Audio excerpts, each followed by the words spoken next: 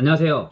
오늘은 헬스장 관련된 세금을 알아보도록 하겠습니다. 제가 운동을 좀 좋아하다 보니까 헬스장 관련된 업체들이 되게 많습니다. 꼭 헬스뿐만 아니라 운동과 관련된 업체들이 많습니다. 배드민턴, 테니스, 뭐 등등등 이렇게 합쳐서 그냥 심플하게 헬스장이라고 하겠습니다. 자, 그러면 이런 헬스장들 세금은 어떤 걸 주의해야 되고 어떻게 해야 될까요? 제가 이 일을 하면서 헬스장의 특징이 정말 많더라고요. 일단 첫 번째로 현금 매출이 엄청 많다. 사실 저도 저희 대표님들이 얼마를 버는지를 알 수가 없습니다.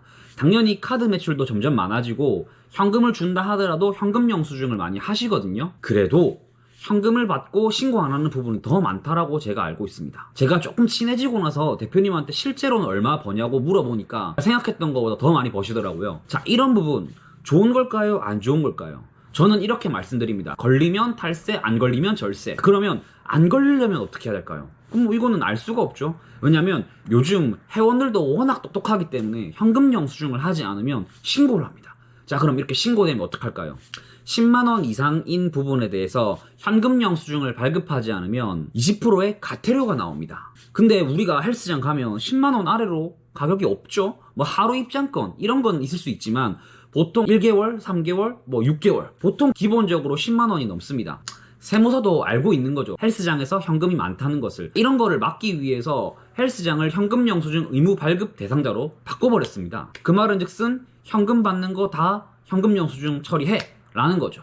근데 나는 하고 싶은데 상대방이 어디로 현금 영수증을 해달라고 말씀을 하지 않는다면 000-1234로 자진 발행을 하시면 됩니다. 근데 이것도 말이 안 되죠. 회원들이 오면 보통 상담을 하고 상담하는 곳에 핸드폰 번호를 적기 때문에 그 번호로 그냥 하시면 됩니다. 그렇기 때문에 현금 영수증을 할 수 없었다라는 말은 사실 말이 안 되는 얘기가 아닐까라는 게 제 생각이긴 한데, 자, 그러면 현금 영수증 의무 발급을 하지 않아서 세무서에 신고가 당한다면 어떻게 될까요? 첫 번째 정도 별거 없습니다. 세무서에서 조사가 오게 되고 막 뭘 여러 가지 읽어주거든요. 그러고 나서 사인하래.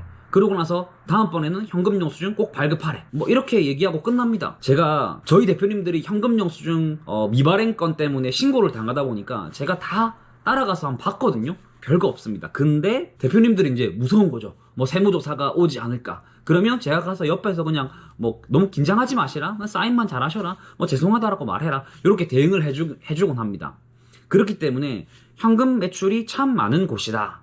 이 부분에 대해서 세무사랑 얘기해서 어떻게 걸리지 않을지 아니면 뭐 세금 신고를 다 할지를 잘 상담을 하셔야 됩니다.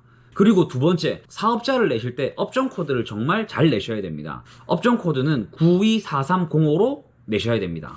왜 그러냐면 헬스장 같은 경우에도 창업 감면이 되기 때문에 5년 동안 세금을 뭐 청년이라면 100% 안 낼 수가 있습니다. 근데 대표님들이 924305로 못 내는 경우가 정말 많습니다.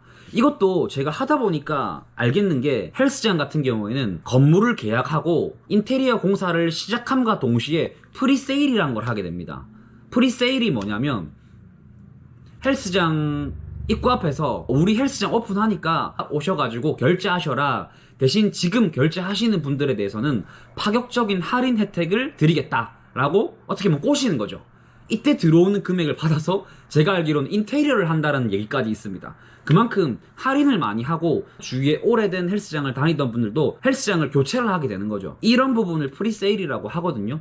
자, 그러면 프리세일을 하고 법적으로 허가를 받으려면 사업자가 우선적으로 있어야 됩니다. 그리고 규모에 따라서 허가도 받고 하다 보면 이런 여러 가지 절차들이 아주 복잡하거든요. 그러니까 꼼수를 써서 대충 사업자를 내고 사업을 시작하게 되는 겁니다. 그리고 이런 부분도 헷갈려 하시거든요. 세무사님, 나 이거 인테리어 들어가고 하면 세금계산서 받아야 되는데 세금계산서 받으려면 사업자가 있어야 돼서 일단 대충 내고 왔습니다. 제일 만만한 게 도소매로 내고 온 거거든요. 그리고 세금계산서를 받습니다. 왜? 세금계산서 받으려면 사업자가 있어야 된다고 하니까. 근데 대표님들, 사업자가 없더라도 세금계산서를 받으면 됩니다. 어떻게? 내 주민번호로 발급을 받고요. 그 발급받은 부분을 세무사님한테 보여주시면 비용 처리 가능합니다. 단 조금 더 디테일하게 들어가면 이 시기적인 부분이 만약에 꼬여버리면 잘못될 수도 있기 때문에 꼭 세무사님과 상담을 받아보시고, 그리고 사업자를 낼 때 업종 코드도 꼭 세무사님한테 상담을 받으셔야 됩니다. 헬스장도 창업감면이 대해서 종합소득세를 5년 동안 안 낼 수가 있습니다. 그리고 세 번째, 헬스장 말고 필라테스 사업자에 한 3년 전에 정말 이상한 소문이 많이 돌았죠. 필라테스 사업은 교육 사업이다. 그래서 면세 사업자로 낼 수 있다. 그러면 좋은 게 뭐냐면 부가세를 안 내도 됩니다. 근데 이게 잘못된 부분이 뭐냐면 교육 사업으로 내고 면세 사업자가 되려면 교육청의 허가를 받아야 됩니다. 그래서 우리가 알고 있는 학원은 다 교육청의 허가를 받고, 그리고 1년에 한 번인가? 1년에 한 번씩 교육청에 가서 교육도 받고, 그리고 아이들이 있다 보니까 여러 가지 법적으로 뭐 할 것들이 되게 많아요. 근데 필라테스는 그렇지가 않거든요. 단 필라테스 강사들을 만들어내기 위해서 교육을 많이 하거든요. 그리고 자격증까지 발부를 합니다. 그래서 교육사업이라고 면세사업자라고 하거든요. 근데 막상 강사님들을 교육하는 것보다 실질적으로 회원들한테 수업을 하는 수입이 더 많거든요. 그렇기 때문에 면세사업자로 내면 부가세를 안 낼 수 있기 때문에 면세사업자로 사업자를 변경을 해주겠다, 이상한 소문이 많이 돌았습니다. 근데 제 주위에서 필라테스 하면서 면세사업자로 내분 한 번도 본 적이 없거든요.